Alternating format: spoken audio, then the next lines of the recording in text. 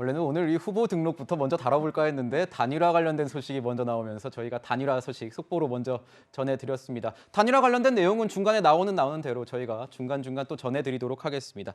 자, 구자용 차장께 여쭤보겠습니다. 오늘 20대 대통령 선거 공식 후보 등록일이었습니다. 내일까지 가능하죠? 오늘 각 후보들이 다 이미 했나요? 어떻게 됐습니까? 오전에 대리인을 통해서 이렇게 유력 후보 4명은 다 이 후보 등록을 마쳤고요. 그런데 이제 내일까지 후보 등록을 받지만 공식 선거 운동은 이제 15일부터 시작이 됩니다. 네. 그리고 이제 이 플래카드가 붙고 벽보가 붙으면서 이제 본격적인 대선전이 시작이 될 텐데요. 그런데 이제 시작과 동시에 안 후보가 저 단일화 이슈를 꺼낸 것은 안 후보에게는 어떻게 보면 뭐 배수의 진을 친 거나 마찬가지 상황이라고 봅니다. 그러니까 남은 기간은 20여일이 남아 있지만 과연 완주할 수 있느냐, 완주해서 승리할 수 있느냐, 이거에 대한 의구심을 안 후보는 끊임없이 받고 있었거든요. 네. 그걸 이번에 단일화 그 이슈를 먼저 던짐으로써 윤석열 후보의 결정에 따라서 자신의 거취를 좀 결정하겠다, 이런 좀 그 깊은 뜻이 담겨 있는 것 같고요. 윤 후보는 아마 그 여론조사 방식, 특히 국민 경선 방식은 받기가 좀 어려울 겁니다. 왜냐하면 역선택 방지 조항 없이 여론조사를 덜컥 받았다가 지금까지 나온 것처럼 이 범야권 단일 후보 안철수가 유리한 국면이 만약 현실화된다면 이건 그 생각할 수 없는 이 끔찍한 결과거든요. 그렇기 때문에 아마 단일화 이슈가 좀 지지부진한 상황이 범야권 진영에게는 정권 교체 동력을 좀 떨어뜨릴 소지가 있기 때문에 아마 단시간 내에 그 이슈를 좀 정리를 해야 될 필요가 있지 않을까 하는 생각이 듭니다. 빠른 정리가 필요하다, 이런 분석을 좀 해주셨고요. 자, 이제 후보 등록을 하고 본선거 운동은 15일부터 시작이 됩니다. 어떤 것들이 진행이 되는지 저희가 좀 표로 정리를 해봤습니다. 같이 한번 보시면요. 자, 후보자 어깨띠 또는 표지물 착용되고요. 선거 운동용 명함도 배부되고요. 또 자동차, 확성기 이용, 공공장소 연설이 허용이 됩니다. 거리에 이제 현수막들 게시도 가능하고요. 차장님께 이어서 한 번 더 여쭤볼게요. 이제 후보 등록을 한 만큼 다들 의미를 가득 담은 일정을 준비했을 것 같습니다. 이재명 후보, 윤석열 후보별로 어떤 일정 소화하는지 소개해 주시죠. 오늘 이재명 후보는 지금 제주도를 방문을 하고 있는데요. 그러니까 메타버스, 그러니까 매주 타는 그 민생버스라고 해서 이 민생 현장을 직접 방문하는데 이제 마지막 일정으로 이 제주도를 방문함으로써 이제 메타버스 행보는 마무리를 짓고요. 마침표를 찍는군요. 그렇습니다. 그런데 이제 이 눈에 띄는 것은 이제 윤석열 후보입니다. 어제부터 1박 2일 일정으로 지금 호남에 그 열정 열차라고 해서요. 그 무궁화호를 빌려서 이 그 선거 운동원들이 함께 지금 다니고 있는데, 이 윤석열 후보의 그 호남 1박 2일 일정은 어떻게 보면 지금까지 국민의힘의 어떤 취약 지역이라고 할 수 있는 호남 지역에서 좀 더 지지율을 끌어올리겠다. 그러니까 높은 득표율로서 확실하게 정권 교체를 하겠다라는 이 메시지가 호남 일정에 좀 담겨 있는 것으로 보입니다. 그 안철수 후보의 경우에는 이제 다른 일정을 예정을 했다라가 지금 이제 아내의 어떤 그 코로나 확진, 그리고 그 밀접 접촉자인 안 후보도 지금 PCR 검사를 받았기 때문에 이 결과에 따라서 만약에 그 음성이 나온다라면 이제 선거운동을 바로 개시할 수 있지만, 혹시라도 양성이 나온다라면 상당한 기간 동안은 이 대면 접촉 선거운동은 좀 제약을 받을 수밖에 없지 않을까 하는 생각이 듭니다. 네, 오늘 윤석열 후보는 아까 또 부단장께서 말씀해 주셨지만 마이크 펜스 전 미국 부통령을 만난다고 합니다. 이 자리에서는 뭐 안보 얘기 많이 나누겠죠? 예, 북한 인권 문제 얘기하실 거고요. 그리고 안보 문제도 얘기를 할 거고, 그리고 오늘 미 국무부에서 북한 탄도미사일 규탄 성명이 나왔거든요. 그래서 그런 부분도 얘기를 하실 거고, 그리고 펜스 전 부통령의 상징성 중에 하나는 부친이 미국 그 하원 의원인가 그랬는데요. 이제 그 미국 하원 의원이었는데 부친이 한국전 참전 용사입니다. 그래서 그런 부분 얘기도 하고 하면서, 그리고 뭐 미국과 관련된 외교 사항들도 점검하고 여러 가지 내용이 있겠습니다만, 이 부분은 펜스 전 부통령의 상황도 있고 해서 비공개 회동을 하는 걸로 알고 있습니다. 네, 그렇군요.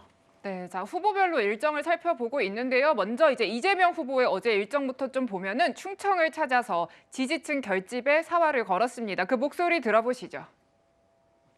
정치 보복의 그 아픈 추억들을 아직은 잊지 못하고 있습니다. 11주년 노무현 대통령께서 그 험한 길을 가셨습니다, 여러분.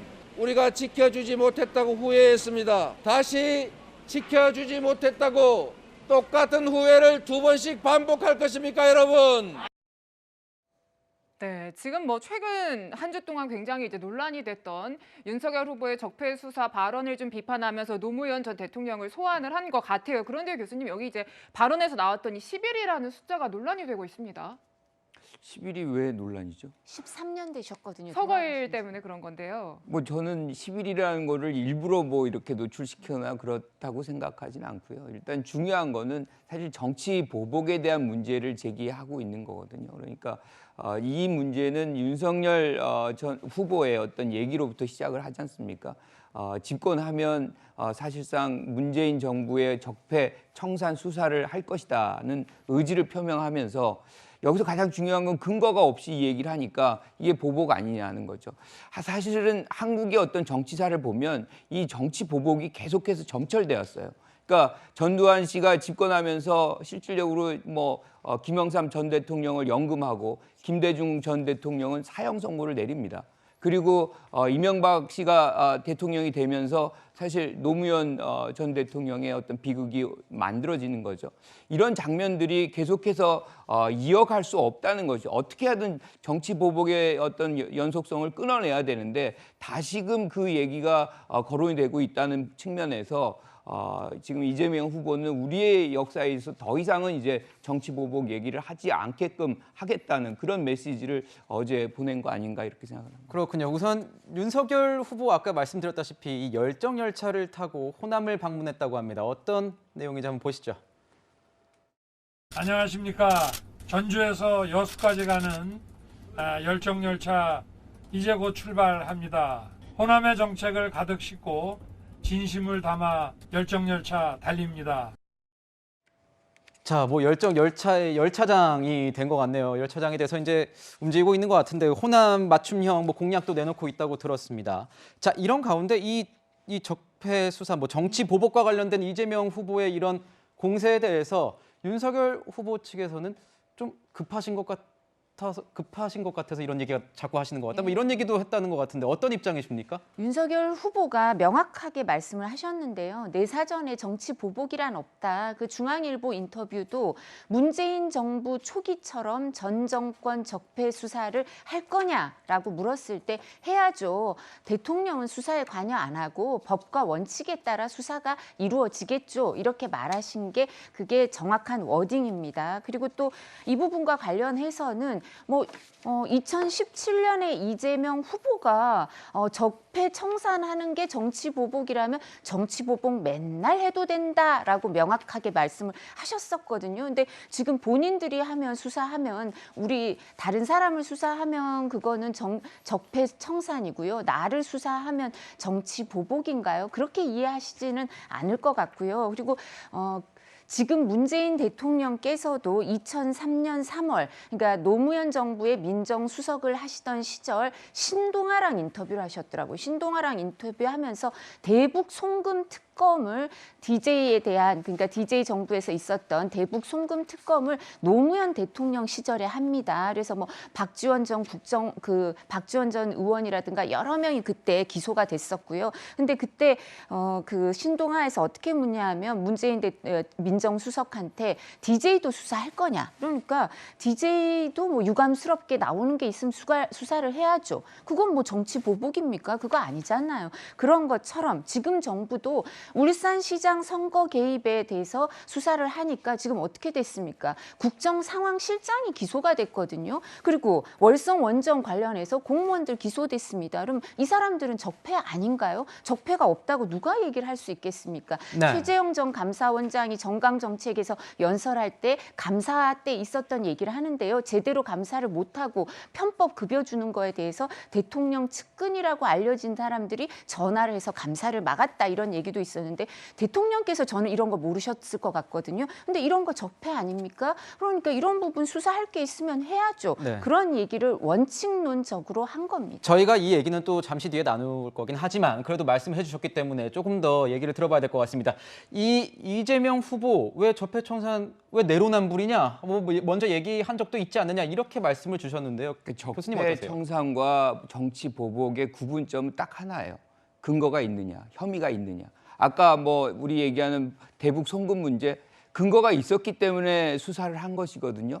그리고 이재명 후보가 지금 뭐가 있으면은 저기 청산해야 된다라고 계속 얘기하는 것은 뭐냐면 그때 당시는 2017년이에요.